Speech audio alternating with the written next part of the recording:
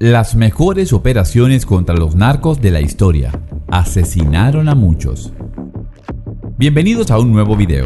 Quédate hasta el final porque en este video vamos a hablar sobre las mejores operaciones contra los narcos de la historia, donde muchos fueron asesinados. Si te gusta este tipo de contenidos, suscríbete a nuestro canal. Heriberto Lascano Lascano, también conocido como el Lasca o Z3, fue un importante líder del narcotráfico en México y uno de los fundadores del Cartel de los Zetas. Nació el 25 de diciembre de 1974 en Apán, Hidalgo, México. A sus 17 años, Lascano se unió al ejército mexicano en la década de los 1990 y recibió entrenamiento especializado como paracaidista. Igualmente, llegó a formar parte de un cuerpo de élite, pero en marzo de 1998 solicitó su baja del ejército con la única finalidad de unirse casi de inmediato a los Zetas, el brazo armado recién creado del Cartel del Golfo al mando de Osiel Cárdenas Guillén. Z3 era el hombre más indicado para el trabajo más sucio, porque su crueldad era tan espantosa que, según los testimonios de algunos de sus lugartenientes, se divertía arrojando a algunas de sus víctimas a los animales salvajes que tenía en una de sus haciendas. La llegada de este capo narco marcó un antes y después para el mundo del crimen organizado en México, porque su mente macabra lo llevó a ser el responsable de algunos de los actos de violencia más aberrantes de la historia reciente de México. Él hizo de los repugnantes actos una manera muy efectiva para hacer su negocio. Algunas versiones indican que Lascano Lascano formó parte del núcleo de 14 militares con los que se creó inicialmente a los Zetas. Se cree que era el único que seguía vivo o libre de ese grupo original. Dentro de los casos más sonados está la matanza de 72 migrantes para dar mensaje a otros carteles y la conocida masacre del Casino Royal, donde murieron 52 personas, incluyendo una mujer embarazada. Sus secuaces tampoco estaban a salvo, ya que entre los Zetas los castigos eran igual o tanto más terribles que lo que ocurría con sus enemigos. Se cuenta que uno de ellos se atrevió a traicionarlo y mandó a que lo ataran a un árbol, lo destrozaran las piernas y lo dejaran morir mientras se desangraba. Las autoridades mexicanas consideran a Lascano como uno de los criminales más buscados del país y ofrecieron una recompensa considerable por su captura. Durante su liderazgo, los Zetas se expandieron rápidamente y establecieron alianzas con otros cárteles, llegando a tener presencia en diferentes estados de México y en otros países de América Central. Bajo el liderazgo de Lascano, los Zetas se convirtieron en una organización criminal poderosa y violenta que se dedicaba al narcotráfico, extorsión, secuestro y otros delitos.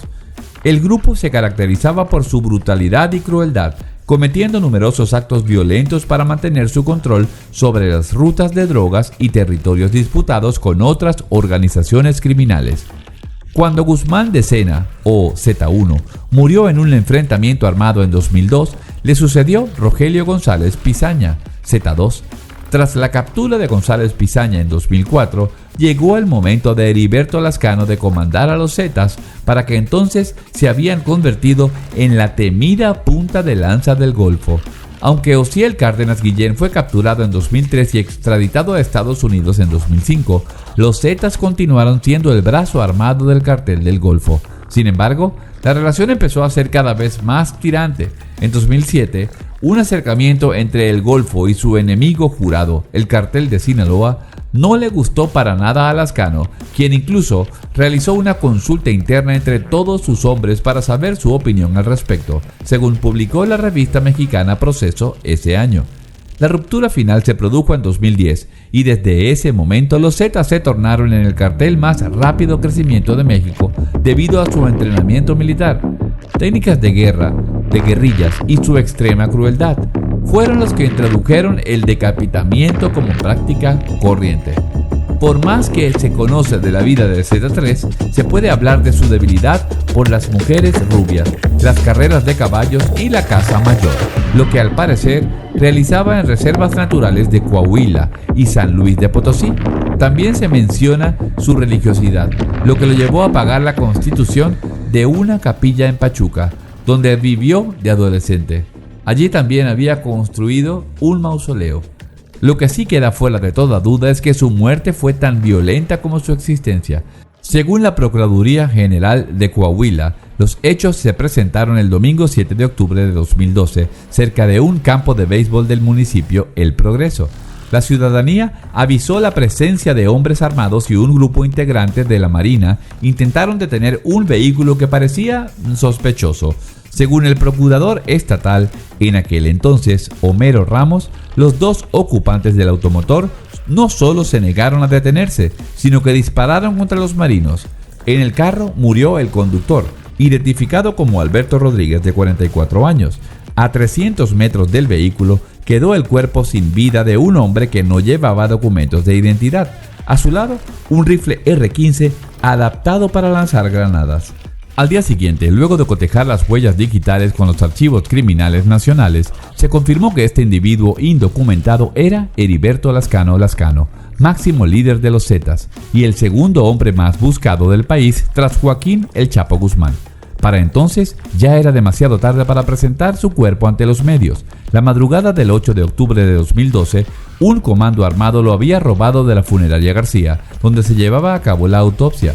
De esa manera, la muerte de El Lasca queda, por ahora, tan nimbada de misterio como su vida. Su muerte fue considerada como un importante golpe para los Zetas y representó una victoria en la lucha contra el narcotráfico en México.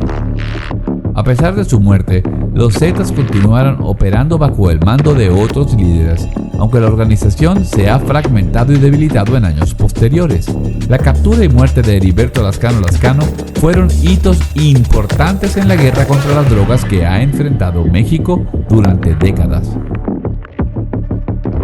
Ignacio Coronel Villarreal, también conocido como Don Nacho, fue un narcotraficante mexicano y miembro de alto rango del Cartel de Sinaloa. Nació el 1 de febrero de 1954 en Culiacán, Sinaloa, México. Coronel Villarreal jugó un papel importante en las operaciones del cartel y fue considerado uno de sus líderes más influentes y poderosos. Conocido por su inteligencia y habilidades operativas, el coronel Villarreal estuvo involucrado en diversas actividades ilícitas, incluido el narcotráfico, el lavado de dinero y la corrupción. Operaba principalmente en el estado de Jalisco y tenía un inmenso control sobre las propiedades de producción y distribución de drogas. Era considerado el número 3 del peligroso cartel de Sinaloa, por detrás de Joaquín El Chapo Guzmán y de Ismael Mayo Zambada. Tal era su peligrosidad que las autoridades mexicanas ofrecían más de $2 millones a quien brindara información para dar con el paradero del coronel Villarreal. El FBI ofrecía otro tanto, elevó la cifra a $5 millones, no sin antes advertir a quien se atreviera que se trataba de alguien altamente violento y sanguinario. La Agencia Antidrogas de Estados Unidos puso una alerta en su ficha: no intente detener a este individuo por su cuenta. Las autoridades afirman que el coronel fue responsable de la producción de grandes cantidades de metanfetaminas en laboratorios clandestinos, lo que le valió el apodo de El Rey del Cristal. También era operador financiero del Cartel de Sinaloa, así como responsable de sus actividades en la ciudad de Guadalajara. Todas estas responsabilidades fueron la causa de que un cártel rival al mando de los hermanos Beltrán Leiva, quienes fueron sus antiguos socios, secuestraran y mataran a su hijo de 16 años.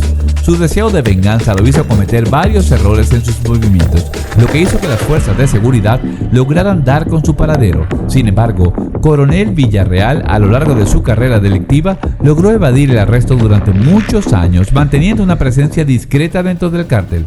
Finalmente, el 29 de julio de 2010, las autoridades mexicanas allanaron su residencia en Zapopan, Jalisco. Durante el operativo, el coronel Villarreal se enfrentó a tiros con tropas del ejército y finalmente murió.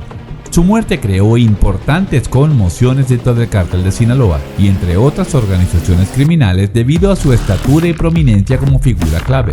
A pesar de su fallecimiento, su legado aún influye en la dinámica del narcotráfico en México.